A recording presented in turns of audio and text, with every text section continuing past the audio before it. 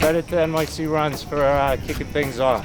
Running's back to New York, so pretty excited about that. Thank you, NYCRUNS. This is a blast. NYC Runs!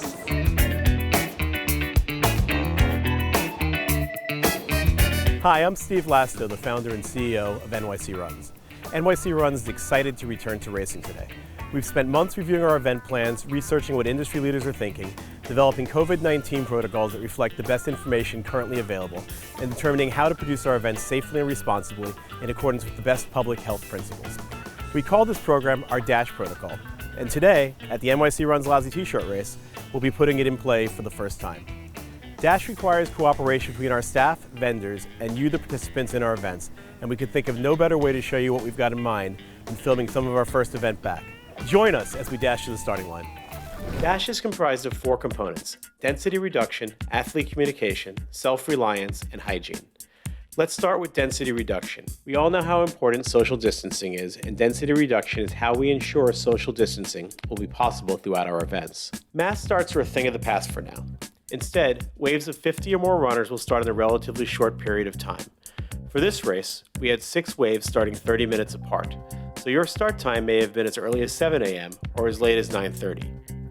Within the corral, or any staging area, runners will be spaced more than 6 feet apart and be asked to stand near delineators. That's what those tall orange things are called. We'll then start runners 2 to 4 at a time, several seconds apart. We love that your friends and family want to come out and cheer for you, but groups of fans standing around the finish line or along the course only increase density.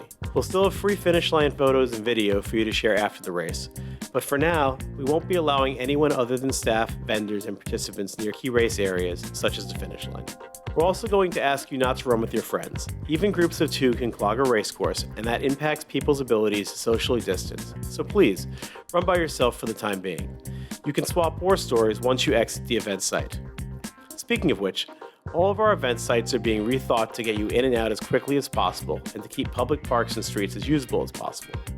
People are using these resources much more these days. We want to coexist as best we can. A lot of these people have started running, and we're sure we'll see them at races down the line. Another step we're taking to combat density is limiting race day bib pickup. Depending on the event, we may ship bibs to everyone or have pre-race packet pickups that are longer than usual. It's a sign of normalcy. Still fun to be out here, and I'm really happy that NYCRUNS is doing this. It's a way that we can come back to the life that we had. I've been running on my own and all, but there's nothing quite like it when you actually run versus other people. It's an experiment, but it still feels like we can celebrate something that we all really love to do. The next part of the DASH plan is athlete communication. Our intention is always to communicate clearly with athletes and to list everything you need to know on the race pages. We then reinforce this through pre-race emails and on social media. You can expect a lot of reinforcement as we return to racing. Runners are required to familiarize themselves with each race's protocols and to follow them without exception. We'll email you before each race to reinforce the protocols and point out specific areas of concern. Be aware, protocols may vary from race to race. We've also created new signage to guide you through the race site safely and efficiently, and to remind everyone how seriously we all need to take these things if we're going to keep racing. Finally, if you have any questions, we encourage you to ask them in advance of race day if you can't find the answer on the registration page. The best way to get a quick answer is always to email the team at nycruns.com. Runners, take your marks!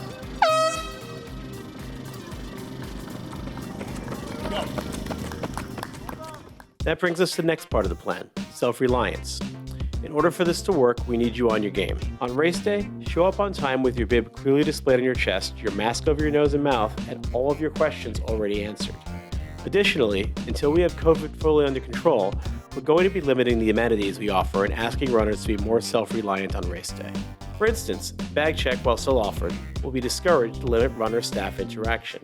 We'll also ask you to bring your own hydration and nutrition where possible, or if you just prefer to.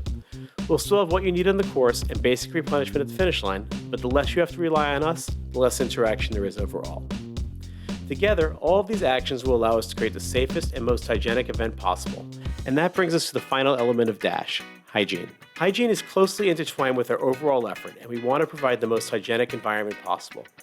Some of the steps we'll be taking include greatly reducing touch points in areas of close interaction between staff and athletes, regular cleaning of common areas and touch points, Areas of close interaction such as solutions tents will be outfitted with spit guards. Hand sanitizer will be available at any high contact area. All registration and race-related purchases will take place online. Under no circumstances will cash, checks, or credit cards be accepted in person. Porta potties will be stocked with sanitizer and have additional sanitizer stations outside, as well as portable sinks where possible. They'll be sanitized throughout the event. Porta potties will be spaced to allow social distancing. Horse hydration stations will be staffed by smaller teams who will distance from athletes. Hydration will be provided in the form of tiny bottles of water rather than disposable cups in some instances. Hydration items will be spaced out significantly to minimize contact. After crossing the finish line, athletes will be given any amenities in a plastic bag pre-packaged ahead of time by staff. We'll forego the traditional high fives and other points of significant contact at the finish line. We'll get you back after the pandemic. While Dash encompasses most of the changes you will see at our events, we'll also be making some significant structural changes outside of that framework. Social distancing is of course the rule of the day and informs much of the Dash plan. When possible, athletes must maintain 6 feet of social distance from each other, staff, vendors, and the general public throughout the event. Athletes will be required to wear face coverings prior to and after running. On the course, we preferred if athletes wore a face covering, but it's only required when unable to maintain social distancing. A mask or face covering must always be worn around the neck or similarly so that it can be used quickly if needed. Staff and vendors will be required to wear face coverings anytime they are within 20 feet of an athlete or each other. For the time being, only trained and vetted staff and vendors will be permitted to work any aspect of our events to ensure the safest possible atmosphere. Volunteers, while incredibly helpful, should not be used in the high-contact situations they are traditionally used in. On the medical side, in conjunction with our medical director, Dr. Stuart Weiss, we have adopted the following practices. All staff, vendors, and participants will have their temperature checked and submit to a health questionnaire screening before entering the venue on event day. All staff and vendors will also be subject to an in-depth health questionnaire screening several days before the event. We'll also be performing contact tracing of staff, vendors, and participants throughout the 2 weeks following the event. Thanks for watching today. I hope this video has helped you understand what things are going to be like at upcoming NYC Runs races, and I promise we'll be working to make things as safe as possible. When you're ready to join us, we can't wait to see you win your race.